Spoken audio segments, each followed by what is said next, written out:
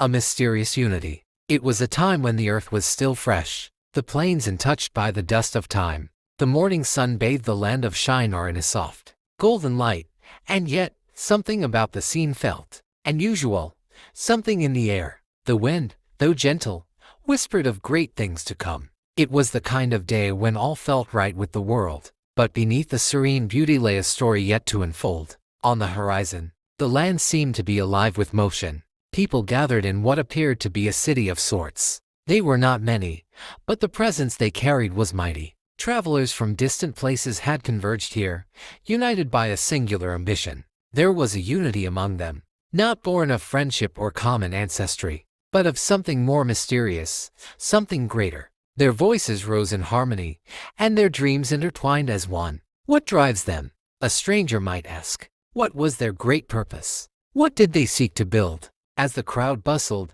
a man stood apart. He was tall, his face full of fire and determination. He was the one who had dreamed the dream, and now he would bring it to life. His words rang out to the assembly like a trumpet call. Come, let us build ourselves a city, with a tower that reaches to the heavens, so that we may make a name for ourselves. Otherwise, we will be scattered over the face of the whole earth. Genesis 11:4. The vision was clear. The tower would not just stand as a physical monument, but as a monument to human achievement, a way of declaring, we are self-sufficient, we are powerful. The tower begins to rise. The people, drawn by the leader's passionate words, began immediately. There was no hesitation, no moment of doubt. Their eyes were alight with excitement, their hearts pumping with a shared vision. The materials for their ambitious tower baked, bricks and black bitumen were chosen carefully. Brick by brick, layer by layer, they began to build.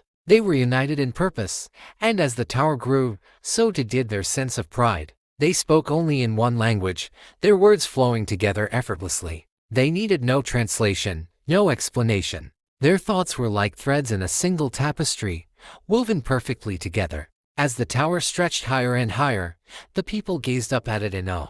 It was a sight to behold, a symbol of their collective strength, their unyielding resolve. The tower, reaching toward the heavens, seemed to whisper promises of power, of fame. Nothing is impossible, they thought. But as the tower rose, something else was rising, to something subtle, something dangerous. It wasn't just the height of the structure that increased, it was the pride of the people. They were no longer thinking of God's glory. They were thinking only of their own. They were forgetting the simple truth: God resists the proud, but gives grace to the humble.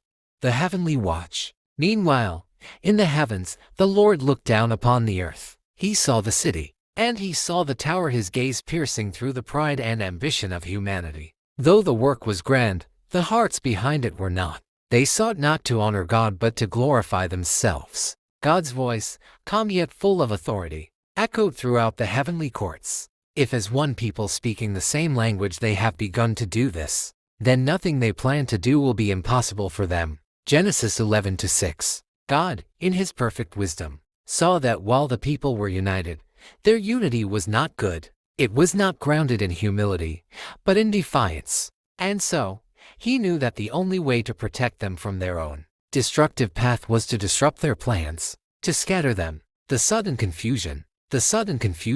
Then, in an instant, it all changed. The workers, who had been speaking the same language for so long, suddenly found themselves lost in a sea of confusion. One man turned to ask another for more bricks, but the words fell flat. The man he spoke to stared blankly back, not understanding a single syllable. What's happening? One of them asked, but no one could answer. The once perfect symphony of voices had become a jarring cacophony of unfamiliar sounds. The workers called out to each other, but their words were like riddles. The man in charge shouted an order, but his subordinates looked at him as though he were a stranger. They could no longer communicate. The unity they once shared, founded on language and purpose, was shattered in a moment. It was as if the very fabric of their unity had been torn apart. Frustration and confusion spread like wildfire. Tools were dropped, and the bricks they had so carefully laid now seemed meaningless. Why won't you listen? One worker cried. We must finish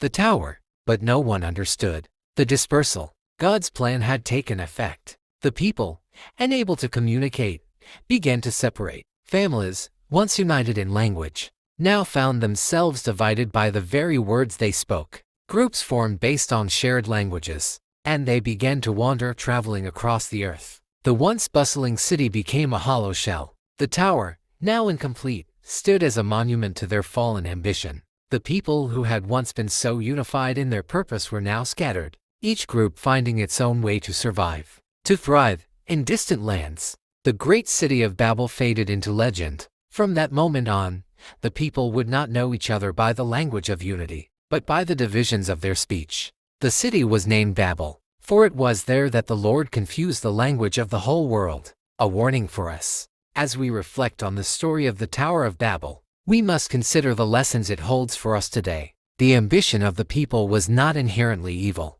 It was their pride, their desire to build a name for themselves, that led to their downfall. God had a plan for humanity to multiply and fill the earth, but their attempt to circumvent His will led to their scattering. Proverbs 16:18 reminds us, "Pride goes before destruction, a haughty spirit before a fall." In our own lives, when we build towers of our own making, whether through our careers, our reputations, or our ambitions, we must ask ourselves, are we doing it to glorify God, or to glorify ourselves? True unity comes from being united in God's purpose, not in self-exaltation. The people of Babel were a powerful example of what happens when pride is left unchecked.